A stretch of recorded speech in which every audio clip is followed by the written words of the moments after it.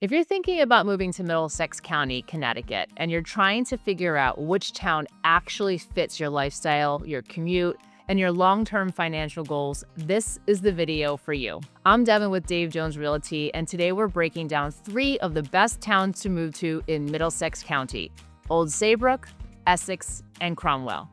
I'm going to walk you through lifestyle, restaurants, school systems, commute times, who each town is really right for, and then we'll talk about the cost of living and taxes, because that part matters just as much as the curb appeal. Let's start on the shoreline in Old Saybrook.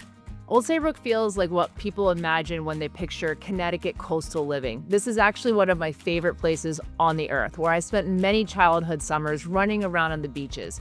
It's where the Connecticut River meets Long Island Sounds. You've got marinas, beaches, boardwalk moments, and sunsets that actually look like filtered in real life. But it's not just beautiful, it's actually livable. The vibe here is coastal but grounded. You'll find year-round residents, young families, retirees, remote professionals, and second homeowners. Unlike some shoreline towns that go quiet in the winter, Old Saybrook does stay very active. The downtown is vibrant, walkable, and charming without feeling touristy. You can grab dinner, stop for ice cream, and walk along the water all in one evening. The dining scene is really strong. Places like Fresh Salt offers upscale waterfront dining. Liv's Oyster Bar is a staple for seafood lovers. Penny Lane Pub is cozy and casual and antique. Luigi's and Pasta Vita cover Italian cravings.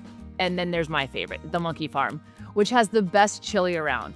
The annual Chili Fest is about to take place on February 28th and brings in chili tasters from all over New England. Now let's talk about the schools. So Old Saybrook Public Schools consistently performs well compared to state averages. The district is quite smaller, which creates a community feel, but they are very academically competitive. Parents often appreciate the balance between the academics, athletics, and the extracurricular activities. From a housing perspective, you'll find historic colonials, capes, ranches, and true waterfront properties. Shoreline towns carry a pricing premium that's simple supply and demand, but they also tend to hold value well over time because waterfront inventory is extremely limited. There are a surprisingly large number of over 55 units in Old Saybrook and one new apartment complex, which is right by the train station, so an easy commute. Daily life here leans heavily into outdoor living. You have beaches like Harvey's Beach, marina access, kayaking, paddleboarding. It's part of the lifestyle. The summer is vibrant, the fall is stunning, and even winter can feel peaceful instead of empty.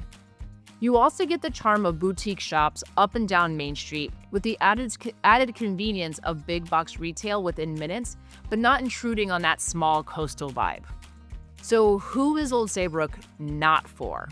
Well, if you're looking for brand new subdivisions or ultra modern planned communities, this isn't really the place. The town prioritizes character over cookie cutter layouts. And if you're commuting daily to Hartford during peak traffic, that hour drive can feel really long.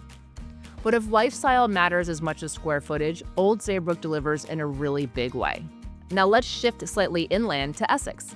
Essex is refined without being flashy. It's a historic river town with intentional charm. When you drive through the downtown, it feels preserved in the best way. You have brick sidewalks, boutique shops, art galleries, and then of course, the Griswold Inn. It's one of the oldest continuously operating inns in the country. This town has identity.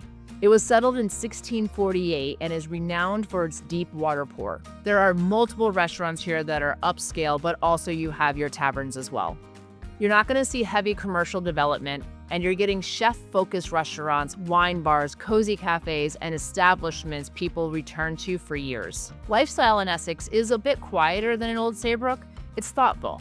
Slower mornings, river walks, seasonal festivals, and strong local pride. And then, of course, the Essex train. The town has been careful with zoning and development, which protects its aesthetics. That controlled growth helps stabilize property values and preserve the community. School-wise, Essex benefits from smaller class sizes and strong proficiency scores in core subjects. Parents often appreciate the individualized attentions that come with a smaller district. Housing here highlights historic homes, colonials with character, river views, and unique architectural details. Buyers who love authenticity tend to gravitate toward Essex. Commute times remain reasonable, about 40 minutes to Hartford and roughly 35 to 40 minutes to New Haven. It feels tucked away, but not isolated. Now, who is Essex not for? If you're looking for that big box retail or high energy nightlife or dense commercial development, you may find it a bit too quiet. If you want culture, beauty, and calm, Essex checks those boxes. Now let's head to the top of Middlesex County, all the way to Cromwell. It's at the top of Route 9. Cromwell is the practical powerhouse of Middlesex County. It sits along Route 9, and that changes everything. Hartford is about 25 to 30 minutes, Middletown right next door. New Haven is under an hour. So if your job demands daily commuting, Cromwell makes life easier. The vibe here is suburban, family-focused, and structured. You'll find neighborhoods with yards, consistent layouts, and recreational amenities. The dining scene is more casual and comfort-driven.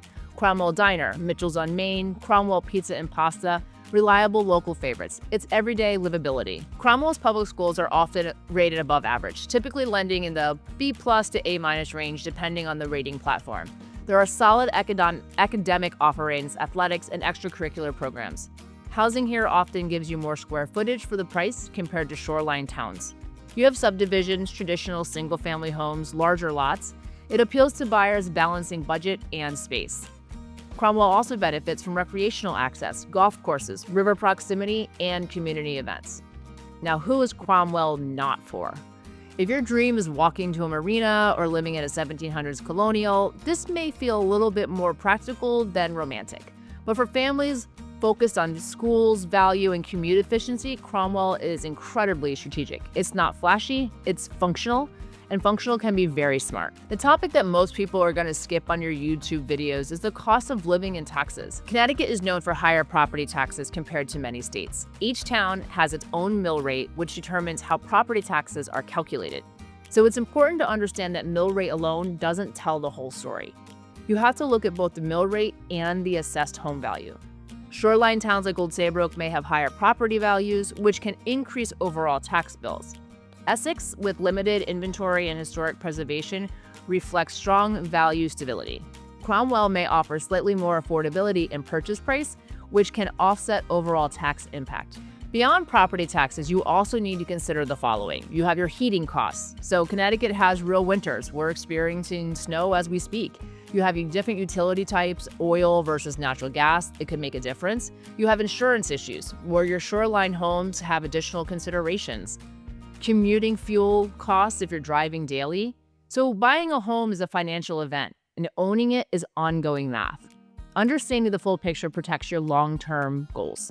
Now let's talk quickly about a couple of additional towns that are worth your attention. Middletown, for example, which is where I live. It's the largest city in the county and it's home to Wesleyan University. It brings in culture, arts, amazing restaurants, and diversity. Main Street is full of food options from sushi to gastropubs to coffee shops. It's central and energetic. You also have East Haddam and Haddam that offers scenic river views, hiking trails, and more rural charm. If you want nature, privacy, and land while still being within 35 to 45 minutes of Hartford or New Haven, these towns are strong contenders. Durham offers rolling hills, agricultural roots, and a small town feel with strong community involvement. It's peaceful, but still accessible. Each of these towns have their own distinct personality, and none of them are interchangeable. So here's the takeaway. Old Saybrook offers coastal lifestyle and walkability. Essex delivers historic charm and quiet elegance. And Cromwell provides convenience, schools, and commuter strength. And Middlesex County as a whole gives you diversity of lifestyle within a manageable geographic footprint. The smart move isn't choosing the right house, it's choosing the right town for how you actually live. If you're thinking about relocating to Middlesex County and want help figuring out what fits your goals, just text home or reach out directly. I'm Devon with Dave Jones Realty, where we do everything but the packing.